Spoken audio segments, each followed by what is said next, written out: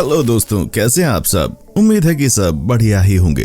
दोस्तों, पुराने जमाने में कई राजा महाराजा हुआ करते थे और शासन करते हुए लोगों का ख्याल भी रखते थे, यानी प्रजा की इच्छा का मान भी करते थे। वहीं कुछ ऐसे भी थे जो प्रजा पर अत्याचार करते थे। कुछ अपनी महानता के लिए प्रसिद्ध हैं, तो कुछ अपनी क्रूरता की वजह से जाने जाते हैं। दोस्तों, अगर मैं आपसे पूछूं कि दुनिया का सबसे बड़ा तानाशाह राजा कौन था, तो शायद आपके दिमाग में कई राजाओं के नाम आ जाएंगे। लेकिन अगर आपसे दुनिया के सबसे क्रूर रानी का नाम पूछा जाए तो आप सोच में पड़ जाएंगे। दोस्तों, आज के इस वीडियो में हम एक ऐसी ही रानी के बारे में बात करने वाले हैं जिसने क्रूरता और अत्याचार के मामले में बड़े से बड़े राजाओं को भी पीछे छोड़ दिया था। इस तानाशाही रानी के बारे में आप सोच भी नहीं सकते। दोस्तों, आज के इस वीडियो में हम बात करेंगे रानी राणा वलुना के बारे में, तो हमारे साथ अंत तक बने रहिएगा। दोस्तों, वीडियो शुरू करने से पहले आपसे एक रिक्वेस्ट है कि अगर आपने चैनल को अभी तक सब्सक्राइब नहीं किया तो प्लीज वीडियो को लाइक और चैनल को सब्सक्राइब करें। मेडागास्कर की रानी राणा वालोना इतिहास की सबसे खतरनाक रानी मानी जाती है। ऐसा माना जाता है कि रानी राणा वालोना ने अपने साम्राज्य की 50% आबादी को मौत के घाट उतार दिया था। रानी को अपनी प्रजा पर अत्याचार करते समय बड़ा मजा आता था, इसलिए वो नए नए प्रयोग करती थी और लोगों को कच्चे मुर्गे की खाल खाने को कहती थी। और जो कोई उसके आदेश का पालन नहीं करता था, जो कोई कच्चे मुर्गे की खाल नहीं खाता था, उसको उबलते हुए तेल में डाल दिया जाता था। रानी राणा वालोना को हमेशा लगता था उसके साम्राज्य में बहुत सारे लोग विद्रोह करने वाले हैं, इसलिए वो लोगों की वफादारी परखने के लिए तरह तरह के पागलपन किया करती थी। रानी राणा वालोना का जन्म सन 1778 मेडागास्कर साम्राज्य में हुआ। हम आपको बता दें कि रानी का जन्म मेडागास्कर के शाही परिवार में नहीं हुआ था। रानी राणा वालोना का मेडागास्कर की गद्दी का सफर बहुत ही रोमांचकारी है। जन्म के बाद रानी राणा वालोना का नाम रनवा रखा गया। जब रनवा का जन्म हुआ तो उसी समय मेडागास्कर साम्राज्य में बगावत वो कर रहे थे और मेडागास्कर की राजा को मारने की योजनाएं बनाई जा रही थीं। लेकिन रनवा के पिताजी को इस योजना के बारे में कहीं से पता चल गया और उन्होंने अपनी वफादारी दिखाते हुए मेडागास्कर के राजा को इसके बारे में बता दिया, जिसके कारण राजा और भी सावधान हो गए और उनके हत्या का प्लान फेल हो गया। राजा रनवा के पिताजी की वफादारी से बहुत खुश हो गए और उसने अपने बेटे की शादी रनवा से करने का ऐलान कर दिया। राजा के बेटे का नाम प्रिंस रैदामा था। राजा ने रनवा के पिताजी को भरोसा दिलाया कि रनवा ही रैदामा की मुख्य पत्नी कहलाएंगी। सन 1810 में राजा ऑन्द्रियन मोनिमेरियन का निधन हो गया और अब राजकुमार रैदामा राजा बन गए। अपने पिता की मृत्यु के बाद रैदामा ने अपने आधुनिक 19वीं शताब्दी के विचारों और तरीके के साथ देश में बदलाव लाया। 1829 में रानी ने खुद को मेडागास्कर की महारानी घोषित किया और उसने तुरंत अपने सभी प्रतिद्वंदियों को मार डाला, जिसमें उसका भतीजा राकाटोप भी शामिल था। उसने राकाटोप की मां को भी बंदी बना लिया और उसे मौत के घाट उतार दिया।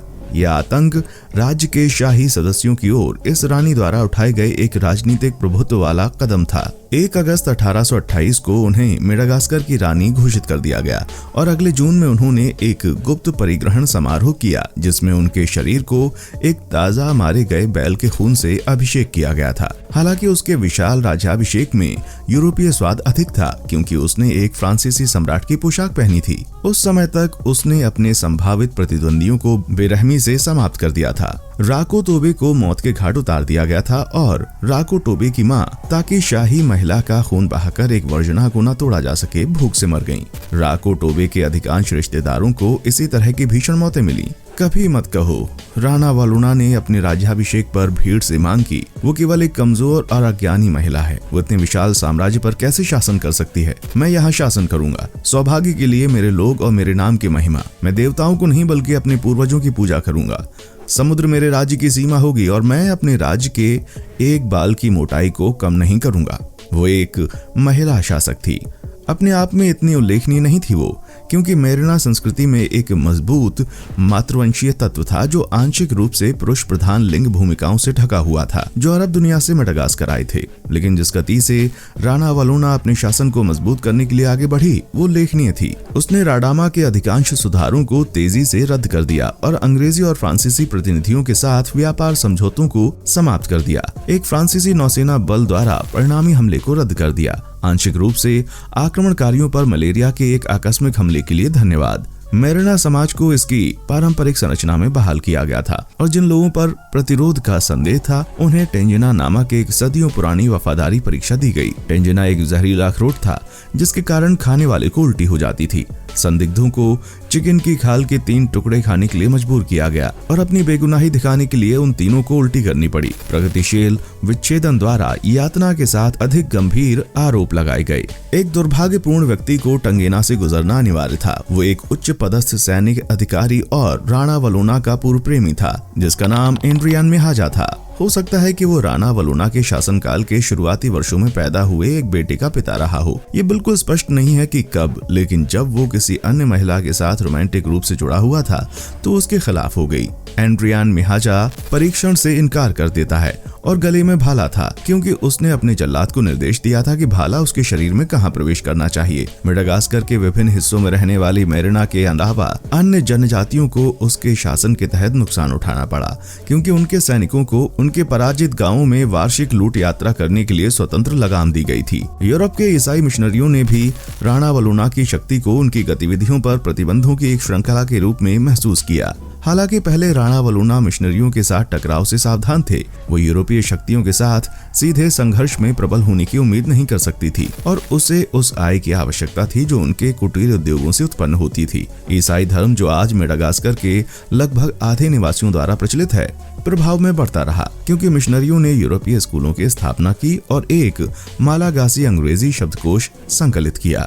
राणा वलोना ने अपने आंतरिक घेरे में एक यूरोपीय को अनुमति देने का एक चतुर निर्णय लेने के बाद उस स्थिति को बदल दिया। एक युवा फ्रांसीसी भाग्य शिकारी जिसका नाम जीन लेबोर्डे था, जो 1831 में एक जहाज की तबाही के बाद किनारे पर तैर गया था। लेबोर्डे और राणा वलोना के बीच रोमांटिक होने के साथ साथ राजनीतिक संबंध भी हो सकते थे। उन्हें उनके बेटे राकोतो, भविष्य के राजा रादामा, उसके पिता के रूप में भी प्रस्तावित किया गया है। लेबोर्डे के व्यवहारिक ज्ञान की चौड़ाई अधिक महत्वपूर्ण थी। धातु विज्ञान, युद्ध सामग्री और इंजीनियरिंग की व्यापक समझ रखने वाले एक सरल व्यक्ति। उन्होंने एंटाना नारिवो की राजधानी से कुछ मील की दूरी पर मांता साउ नामक एक कारखाने के शहर के निर्माण का निर्देश दिया। वहां उन्होंने राणा वलोना की सेना के लिए न केवल बंदूकें और बारूद के निर्माण का पर्यवेक्षण किया, बल्कि साबुन, रेशम, चीनी मिट्टी की चीजें और अन्य वस्तुओं का भी, जिनके लिए राज्य को पहले व्यापार करना पड़ता था। उन्होंने सी का निर्देशन भी किया। राणा वलोना अब समृद्ध होने के साथ साथ शक्तिशाली भी थे और 1830 के दशक में घर में राजनीतिक उथल-पुथल से विचलित फ्रांसीसी सेना ने देश में पैर जमाने के अपने प्रयासों को पूरी तरह से छोड़ दिया था। मालागासी लोगों द्वारा उसे शक्तिशाली देवताओं के पक्षधर शासक के रूप में माना जाता था और अब उसने अपना ध्यान यूरोपीय प्रभाव के अंतिम अवशेष ईसाई चर्च की ओर लगाया। मिशनरी स्कूलों में ईसाई धर्म के शिक्षण को प्रतिबंधित कर दिया गया और मिशनरियों ने द्वीप छोड़ना या भूमिगत होना शुरू कर दिया। 1830 के दशक के मध्य में, जिसे लैडलर ने ईसाइयों की न्यायिक हत्या कहा, उसकी एक श्रृंखला एक विशेष रूप से कुख्यात घटना के साथ शुरू हुई। 1836 में 14 ईसाइयों की शहादत, जिन्होंने अपने धर्म को छोड़ने के आदेशों का विरोध किया था। पश्चिमी प्रभाव का विरोध करने के अपने प्रयासों के बावजूद राणा वलोना का पश्चिम के प्रति एक अजीबोगरीब रवैया था। ये फ्रांसीसी जीवन था जिसने उसे मोहित किया।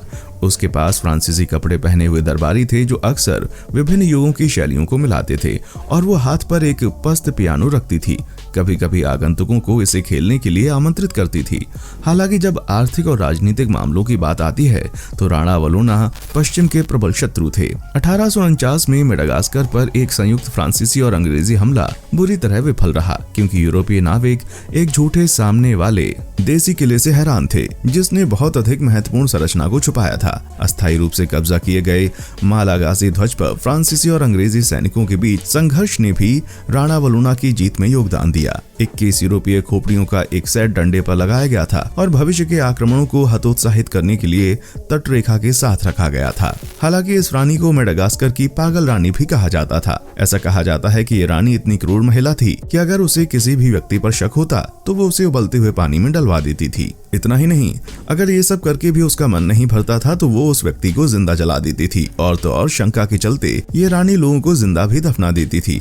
ऐसा कहा जाता है कि उसके शासनकाल में मेडागास्कर की आबादी 50% से भी कम हो गई थी। हालांकि रानी राणा वलोना ने अपनी क्रूरता के कारण अपने देश को उपनिवेशवाद से बचाकर रखा हुआ था। देश विदेश की कोई भी कंपनियां यहाँ पर अपने बाजार लगाने से डरती थीं। ये रानी अपनी क्रूरता की बुलबुले पर हजारों मजदूरों और कैदियों से अपनी परियोजनाओं का निर्माण करवाती थी और परियोजना हालांकि पूर्ण होते ही उन मजदूरों को मौत के घाट उतार देती थी। रानी राणा वलोना वास्तव में काफी अच्छी रानी और नेता थी। उसने अपने देश की सांस्कृतिक विरासत को स्थिर बनाए रखने के लिए अपनी पूरी कोशिश की। हालांकि इस रानी ने खुद से अधिक शक्तिशाली विदेशी राष्ट्रों के खिलाफ अपने राज्य का बचाव किया, जो कि द्वीप के संसाधनों का लाभ उठाना चाहते थे। और तो और वो लोग मेडागास्कर को पूरी तरह से कवर करने के लिए अपने क्षेत्रों की ओर बढ़ने लगे थे। हालांकि रानी के अंतिम संस्कार में वहां रखे गन पाउडर की एक बैरल को गलती से आग लग गई और उसके द्वारा हुए विस्फोट ने वहां आए कई अंतिम संस्कारियों की हत्या कर दी। शायद रानी के शासनकाल के लिए ये एक उपयुक्त अंत था। तो दोस्तों, कैसा लगा हमारा आज का एपिसोड, हमें कमेंट करके बताएं। हमें आपके कमेंट्स का इंतजार रहेगा। दोस्तों, उम्मीद करता हूँ कि हमारा एपिसोड पसंद आया होगा। अगर आप हमारे चैनल पर नए हैं तो प्लीज चैनल को लाइक, शेयर और सब्सक्राइब जरूर करें, जिससे कि हम आपके लिए रोज ऐसी वीडियोस लाते रहें। देखने के लिए शुक्रिया।